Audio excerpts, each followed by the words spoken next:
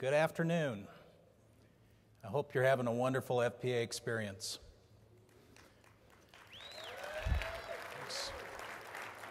I'm looking forward to this afternoon's program. I think we're going to have a great program with our keynote speaker, Alicia Manel. I'm looking forward to that.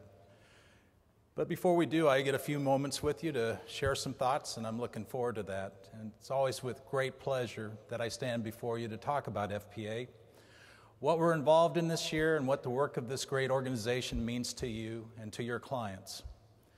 As someone who's always been a part of this annual gathering for many years, I'm always humbled by the fact that I'm speaking directly to the professionals who collectively make an incredible difference in the lives of an estimated 3.5 million clients. In fact, I think this is a moment where you can give yourselves some well-deserved applause.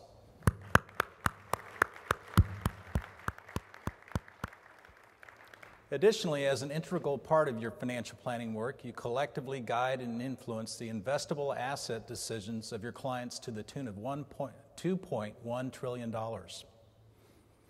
However, all of us here today know that financial planning is far more than just the numbers. So I mentioned this data just for two reasons. First, the policymakers in Washington tend to measure organizations by size, so this number is kind of significant to them. Secondly, and most importantly, assets entrusted to the care of another person require a fiduciary standard of care under the law.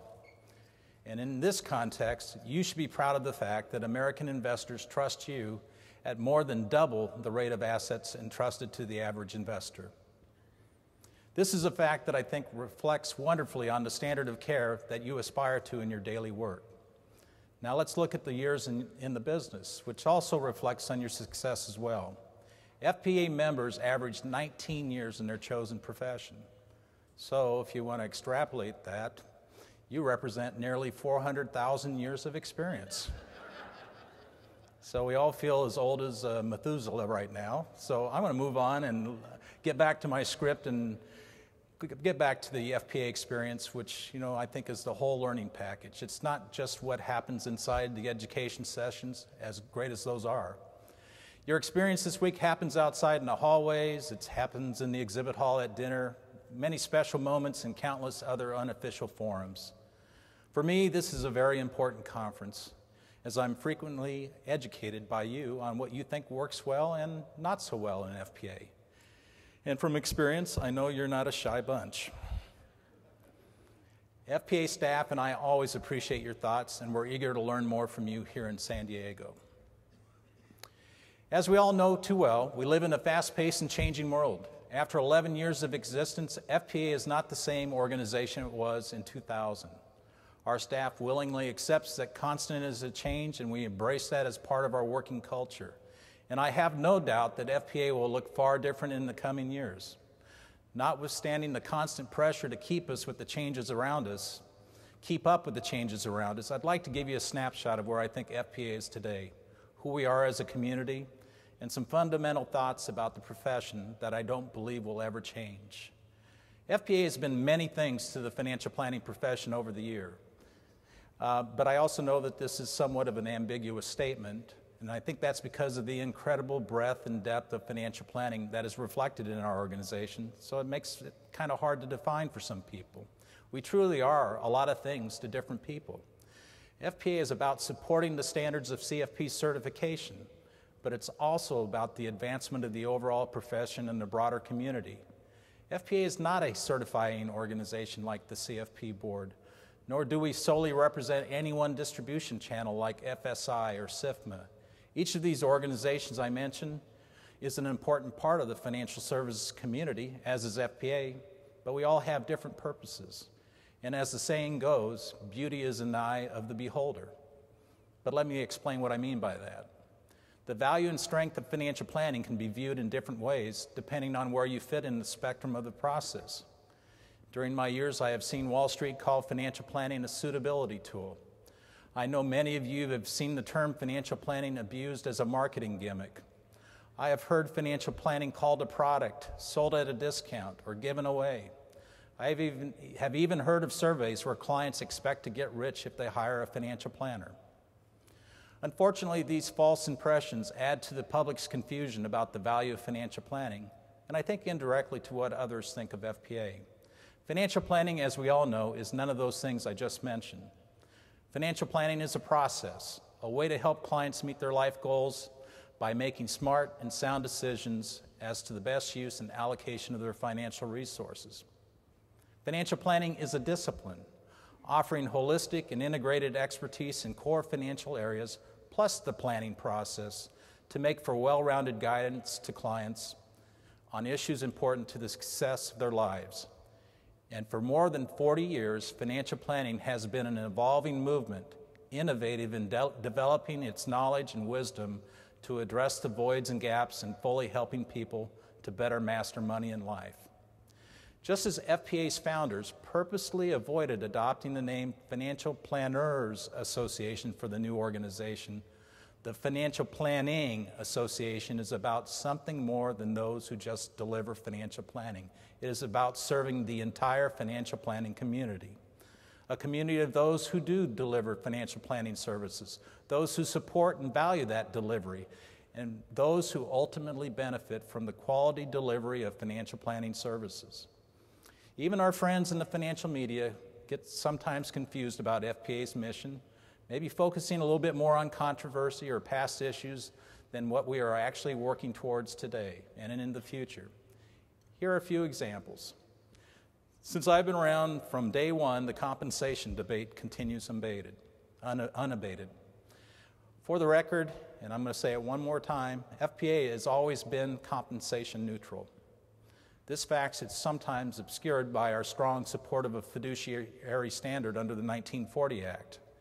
We believe that a fiduciary standard applies to all who deliver financial investment advice regardless of compensation and business model. Just look at our membership profile. Nearly 1/3 of our practitioner members describe themselves as fee-only. That's a pretty significant force. But at the same time, the remainder of our practitioner members are affiliated with broker-dealers and insurance companies, banks, and credit unions, just to name a few. We are truly as diverse in compensation methods as the industry itself. The difference here is that FPA supports a high standard of care for advisors, no matter how you are paid, period. FPA is an organization that has described itself over the years as CFP-centric, yet organizationally inclusive. Some might say that's a paradox in terms, two terms that are polar opposites. When I say CFP-centric, I mean two things. First, about 70% of FPA's nearly 24,000 members are CFP certificates. Second, in addition to our own standard of care, the values and standards which are inherent in the CFP certification framework, such as education, experience, examination, ethics, and enforcement, also serve as the foundation for our membership requirements. The culture of CFP values and standards live heavily in our structure at the national and chapter levels. And while we have a traditional interest in supporting our CFP members and the standards that are associated with the marks, our primary aim focuses on creating an inclusive community that fosters the value of financial planning and advances the practice and profession of financial planning. We do believe that the standards of CFP certification are a critical means to our best envisioned end state of developing a fully actualized financial planning profession. And we do applaud the CFP board's special role in supporting the profession. It has done great work to raise the awareness of the CFP mark. Since FPA does not own or control the CFP certification, the best role that we can play is to support and to be a champion for what is right and for what is best for financial planning. FPA encourages anyone who stands behind and supports our membership requirements, values, and standards to join us. So what matters most about FPA? What is FPA really about behind the headlines that you do read in the trade press? We're about building the profession. It's about serving all who have a stake in financial planning. FPA is the heart of financial planning. Since our formation, FPA has changed in other ways. In 2001, on September 11th, we were here in San Diego, just about to start this conference, when tragic events brought this gathering to a halt. Many of you remember. Many lives changed that day. Life in America forever changed. For us at FPA, it was a wake-up call. about the capability and the capacity of our members to provide their expertise and services in one of the most devastating times of need. Simply, it transformed FPA into a stronger community. And working with our partners at the Foundation for Financial Planning, FPA chapters, led by those who were in the hardest hit parts of the country, reached out to the families of 9/11, and over the ensuing decade to thousands of others in the board's response, FPA board's response, and call for community service and pro bono assistance.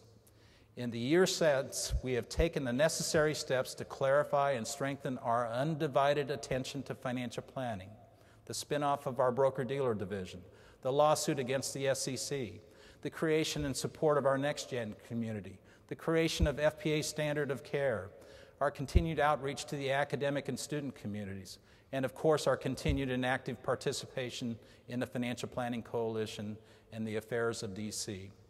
With this said, even laser-like focus can be challenged.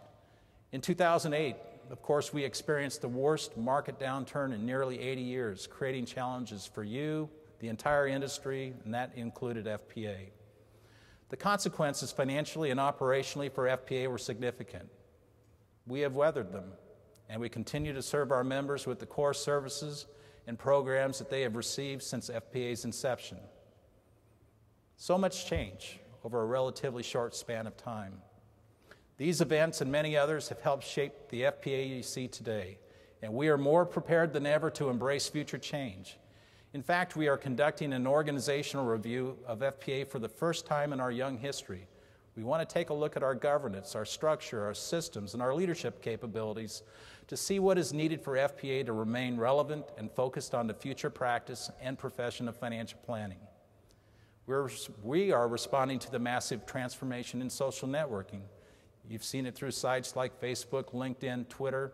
FPA last week officially launched its own social platform, FPA Connect, which integrates aspects of these popular sites and makes way for our own community and special interest discussions. Now, if you haven't seen it already, I'm encouraging you to go there. Be looking for more information on FPA Connect. It's our new online community gathering site.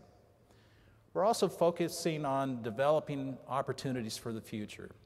We're looking at how we can ignite financial support of public and professional initiatives that advance financial planning awareness and the future of the profession. With the Foundation for Financial Planning, on Saturday night, we're hosting the closing night bash. The Foundation will be supporting their pro bono activities, and FPA will receive promotion of its diversity scholarship program. And in early 2012, you'll begin to see more outreach efforts from FPA that will help us support activities to continue the scholarship programs, to look at consumer research, academic research, advocacy and public awareness programs. On the business front, FPA's membership and finances have stabilized since the 2008 crash. This past year, fiscal year, FPA had a record year in surplus operating income. Our membership counts began to stabilize last year, and since March of this year, we have seen a steady increase in new members. And since September 2009, our membership retention rates have been on an upward climb as well. I'm truly excited about FPA's future. I am inspired about our past accomplishments and where we stand today. There's one thing that I know, is that FPA will always be that community that demands a competent and ethical standard of care by all advice givers. FPA is focused on one thing, financial planning. FPA has stayed true to its course, even if it's had negative impact on revenues or membership growth. FPA has always been counted on to do the right thing, and I know that is the one thing that will never, never change. Thank you very much.